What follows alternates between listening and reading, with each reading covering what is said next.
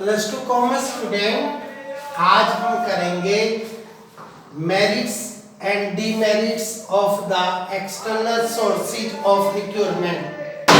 कि हमने बाहर से जो रिक्रूटमेंट की है उसकी अपनी मेरिट्स हैं और उसकी डीमेरिट्स हैं। तो सबसे पहले हम बात कर लेते हैं मेरिट्स की। क्वालिफाइड पर्सन, अगर हम अपने यहाँ से प्रमोशन, डिमोशन, ट्रांसफर करने की बजाय बाहर के लोगों को, क्वालिफाइड पर्सन को इनवाइट करते हैं अपने यहाँ जॉब के लिए, तो हमें आज के समय में बहुत ही ज़्यादा हर फील्ड में क्वालिफाइड पर्सन मार्केट में से मिलते हैं। आज हमारे देश में मैनेजरियल एक्टिविटीज़ इतनी स्प्रेड हो चुकी हैं जो पुराने समय में बिल्कुल भी नहीं थी। Related with production, related with sale, related with market research, related with finance, related with accounts. अब हमें अकाउंट से संबंधित प्रॉब्लम आ रही है, तो आज हमारे देश में इतने ज़्यादा क्वालिफाइड टैलेंटेड सीए हैं। प्रोडक्शन से संबंधित प्रॉब्लम आ रही है तो इतने अच्छे से अच्छे प्रोडक्शन मैनेजर हैं जो हमारी कॉस्ट को बहुत रिड्यूस कर सकते हैं। तो ऐसे टैलेंटेड पर्सन को अगर हम भरेंगे और एक हम पुराने व्यक्ति को ही प्रमोट करके प्रोडक्शन मैनेजर बनाएंगे, सुपरिटेंडेंट से प्रोडक्शन मैनेजर, वो उन क्वालिफाइड व्यक्तियों का मुकाबला नहीं कर पाएगा। दूसरा, वाइडर चॉइस।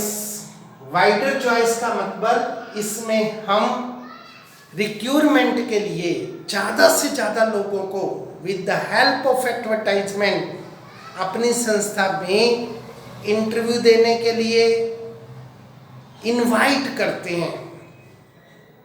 तो इससे हमारे पास बहुत सारे लोग अप्लाई करते हैं, उनमें से जो सबसे बढ़िया होता है उसे हम सिलेक्ट करके उच्च पद पर प्रोवाइड करते हैं। और एक हमारे पास अपनी इंस्टीट्यूशन में ही 5 लोग हैं, उन्हीं 5 लोगों में से हमने एक को प्रमोट करना है। और एक आपके पास 50,000 लोग आ जाते हैं, 5,000 लोग आ जाते हैं, उन 5,000 लोगों में से 500 लोगों में से आपने चुनना है। एक सिंपल सी केस स्टडी, आपकी गली में एक सब्जी बेचने वाला आया और आपने सब्जी खरीदनी है। उसके पास एक लिमिटेड सी मात्रा में सब्जी होती है, फ्रूट होता है, उसी में से हमने चुनना होता है। 2 किलो तो वो ले रहा है सेब और उसमें से हमने 1 किलो चुनना है, तो चॉइस का कोई सवाल ही पैदा नहीं होता। और एक हम सब्जी मंडी में गए, वहाँ पर जगह जगह पर हमने देखा सेब लगाए हुए लोग बहुत मात्रा में बैठे हैं, और वहाँ से हम सेब का चुनाव करते हैं। तो जो बेस्ट क्वालिटी के और कम प्राइस पर सेब हैं वो हम परचेज करके लाते हैं। सेम कहानी यहाँ पर ये है। इसी प्रकार फ्रेश टैलेंट, आज के हमारे जो बच्चे हैं वो जो पढ़ाई कर रहे हैं, चाहे वो MBA बन रहे हैं, चाहे वो CA बन रहे हैं, चाहे वो पर्सनल मैनेजमेंट में जा रहे हैं, चाहे वो फाइनेंस मैनेजमेंट में जा रहे हैं, चाहे वो मार्केटिंग मैनेजमेंट में जा रहे हैं, उनकी नॉलेज पुरानी नॉलेज से कई गुना ज़्यादा है, उनकी सोच कई गुना ज़्यादा है। हमारे जो पुराने मार्केटिंग मैनेजर हैं वो सेल को बढ़ाने के लिए एक ही पुराने मेथड को पीटते रहेंगे कि प्राइस कम कर दो, सेल बढ़ जाएगी। परंतु हमारे जो टैलेंटेड आजकल के बच्चे हैं वो आपको सेल इंक्रीज करने के डिफरेंट मेथड बताएंगे। Allowed the discount, provides one good to another, एक के साथ एक फ्री, जगह जगह पर सेमिनार की आपको विचार देंगे, पर्सनल सेलिंग के बारे में आपको बताएंगे, एडवर्टाइजमेंट के बारे में बताएंगे, नए प्रोडक्शन को लॉन्च करने के बारे में आपको बताएंगे। तो दुनिया भर के उनके जो दिमाग हैं वो काफ़ी वाइड हो चुके हैं। अगर हम उनके टैलेंट को यूज़ करेंगे तो हमारे को अपनी इंस्टीट्यूशन में ज़्यादा फायदा होगा। कंपटीटरशिप रेट, इससे कि हम बाहर से लोगों को ला सकते हैं टॉप मैनेजमेंट के लिए, मिडिल के लिए।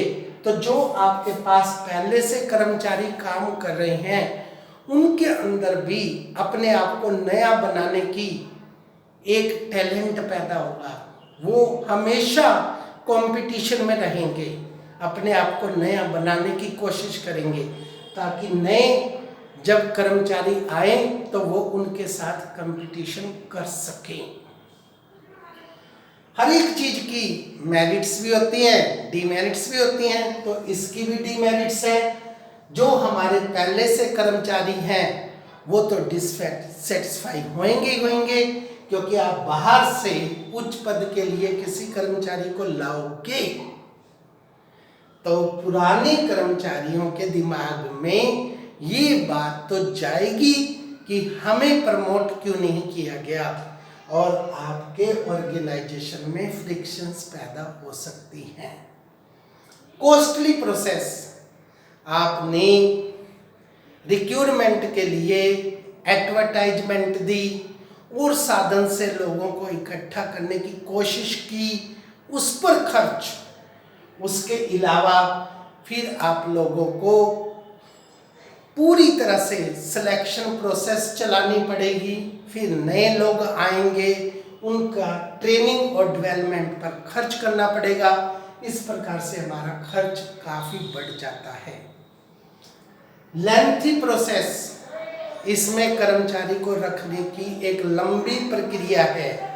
फर्स्ट ऑफ ऑल आप उन लोगों की लिस्ट बनाओ जिन लोगों की आपको ज़रूरत है डिपार्टमेंट वाइज, फिर उनके लिए रिक्रूटमेंट निकालना, फिर हमारे पास एप्लीकेशन आने के बाद उनकी सिलेक्शन करना, और फिर सिलेक्शन प्रोसेस को कंटिन्यू करना, फिर उनकी सिलेक्शन करना, और सिलेक्शन करने के बाद उनको ट्रेनिंग देना, अपनी इंस्टीट्यूशन के अनुसार उनको नए एटमॉस्फेयर में डालना। It is the lengthy process. तो these are the merits and demerits of the external sources of the person. तो हर एक चीज की अपनी मेरिट्स भी हैं, डीमेरिट्स भी है। आपने उन पर एनालिसिस करके फिर रिजल्ट निकालना है कि मेरिट्स ज़्यादा है, डीमेरिट्स कम है, तो आपने अपनी इंस्टीट्यूशन में इस मेथड को एप्लीकेबल करना है, अदरवाइज नहीं करना। That's all.